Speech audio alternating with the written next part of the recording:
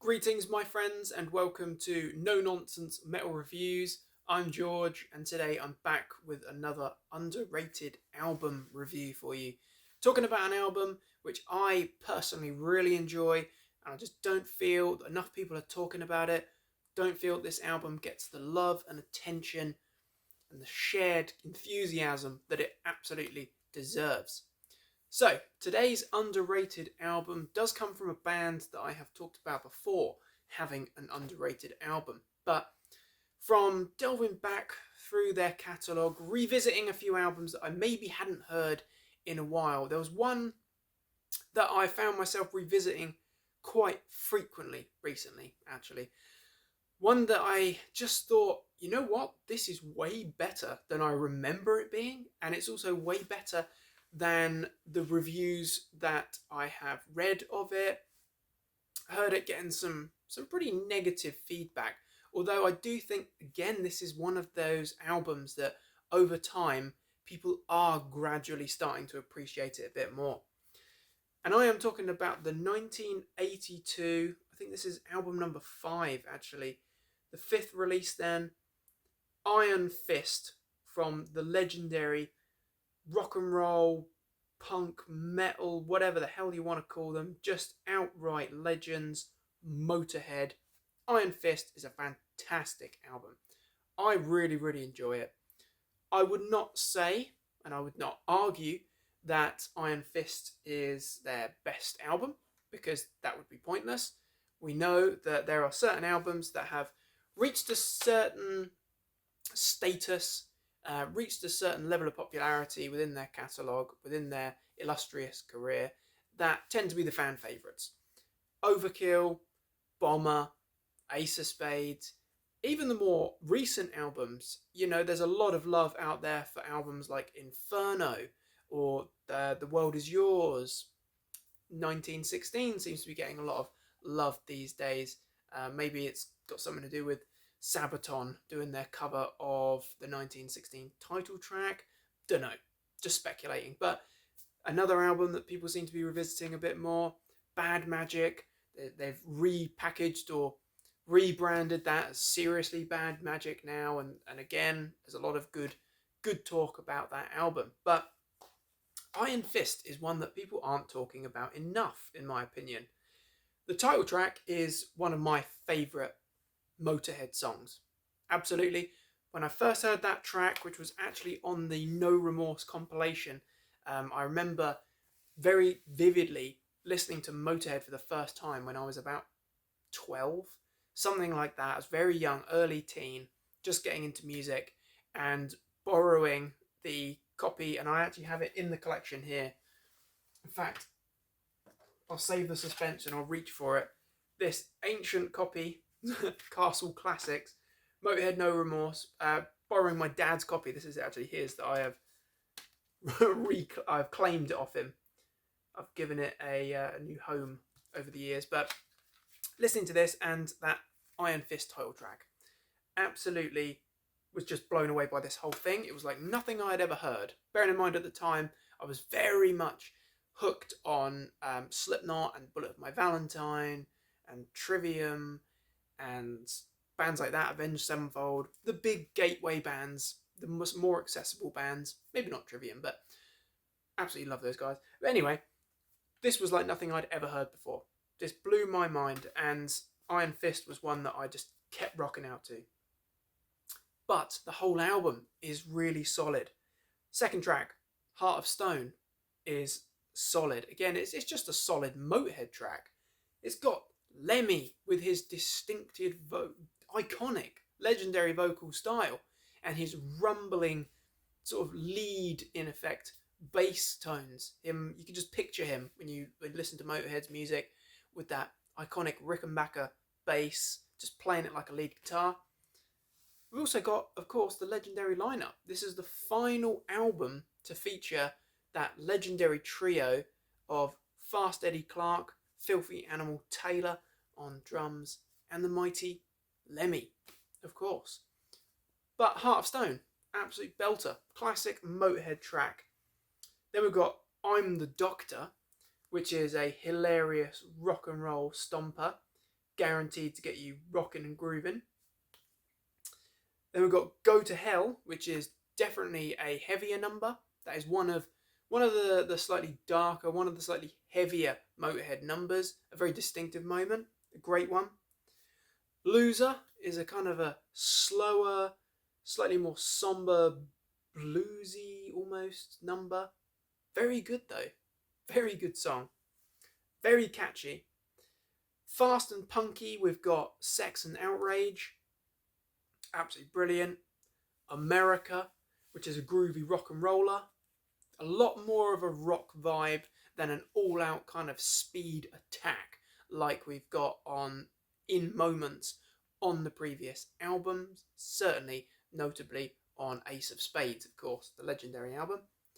Then we've got Shut It Down, Speed Freak. That is one of the speedier numbers on the album, of course. But if we're just focusing on the actual main sort of album, the core album tracks, we've got Don't Let Them Grind You Down. That is a very good, empowering rock and roller. It's a bit of a, I guess you could say it's in its infancy, it's a speed metal track. I don't know if you'd go that far, but there's a few moments here that are decidedly faster and heavier than others. Don't Let Them Grind You Down and Speed Freak being a couple of those notable tracks. Don't Need Religion, punky, rockin', freaking great. It's just classic Motorhead. Full of aggression, but attitude is the prominent feature there. And then the closing track of the core album is Bang to Rights, which is a comical, heavy metal, rock and roll number. Very enjoyable. Very, very Motorhead, in fact. And it's actually quite a short album. It's sort of in the 35-minute mark, I think, maybe around that. So it kind of goes in a bit of a rockin' blur. It is like a iron fist to the face. It's a great album. It might not be one of the biggest or one of the best Motorhead albums, but just as a standalone, this is a solid, heavy rockin' album. No doubt whatsoever. So why is this album not loved quite as much as it should be? Well, there's a few reasons, potential reasons for that, of course. This was released in 1982. There's a lot happening in the heavy music world in 1982. Of course, we've got the new wave of British heavy metal, which was, by this point, absolutely in full swing. And, you've got your Maiden, you've got Saxon, you've got Tigers of Pantang, you've got Def Leppard, all dominating and really in the spotlight. So some of those slightly more established bands, older bands by that point, bearing in mind, Motorhead had been around for a few years then. Some of those older bands were having a bit of a kick up the arse and having some of their thunder stolen, having to think about how they were going to respond to that movement. Motorhead obviously decided they were going to just carry on doing what they did, but instead of trying to get faster and heavier, they just kind of replicated. They just carried on being Motorhead. And maybe, I don't know, just speculation, I obviously wasn't there, but maybe that's one of the reasons why this album just doesn't get the love and appreciation. But also, it had the near impossible job of following up a number one album. Their live album, and I believe that this was released in 1981. I can't quite recall. Doesn't say anywhere, obviously, on the back there. I think it was about 81. But, yeah, or 81 or 82. But this was a number one live album. A number one album, which is a live album, in the UK. This is No Sleep Till Hammersmith. And this is an absolutely fantastic album. Of course, this is a legendary album. This is some of the best Motorhead material ever to, reach tape. It's absolutely stunning. And it is so full of energy. It's so full of just outright fury.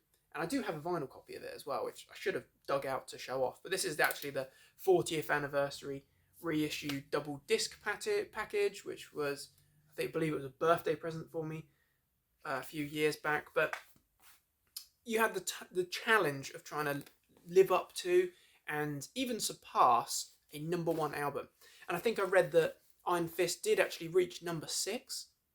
Not quite sure if that's true or correct, But even that would be quite a significant achievement for a rocking heavy metal band, or a rock and roll band, or a heavy rocking band. I don't know, whatever you want to call them. Motorhead are obviously an absolute anomaly. They're not really outright rock and roll. They're too fast and heavy for that. Are they too rocking for heavy metal? Are they speed rock? Who knows? Maybe we should just say it's Motorhead. And this is absolutely undisputable Motorhead. If you need further convincing, you need to just check out Iron Fist as the title track. I would also implore you to check out tracks like I'm the Doctor, because it's just a really funny, rocking track. You've got Go to Hell, which is another brilliant one. You've got Speed Freak and Don't Let Them Grind You Down. Absolutely fantastic. And also Loser is a really good one. Start to finish, it's just a solid album, in my opinion. And it's certainly one of those albums where you can grab yourself a beer, turn it up loud, and you can just delve into that heavy rocking Motorhead excellence. And I say, it's the last album to feature that legendary lineup of Fast Eddie Clarke, who also produced the album, and also a reason why it maybe slightly didn't hit the mark. Certainly, I read that Lemmy wasn't particularly happy with the sound of the album, wasn't particularly happy with the production job that Fast Eddie had done on Iron Fist. That said, not sure what the original obviously sounds like, as this is a reissue from however many years ago. Don't know, doesn't say. 2004. Wow, 20-year-old reissue. This sounds good to me, so it's obviously been tweaked and played with a little bit, but Lemmy wasn't happy with it, attributed that to its kind of lack of impact, I suppose. But it's still a great album. No, it's not Overkill, which is my personal favourite Motorhead album. No, it's not The World Is Yours. No, it's not March or Die. But you know what? It's a bloody good rocking album. So check it out if you've not heard it. If you are a Motorhead fan, what are your thoughts and opinions on The Great Iron Fist? Very interested to hear thoughts and opinions on this one. Please do feel free to share. Feel free to like, subscribe, share the review. Very much appreciated for all of your ongoing support, my friends. Keeping it going. Thanks for watching, my friends. Do take care of yourselves. Check back soon for more reviews and recommendations of all the good heavy things. But above all, stay heavy.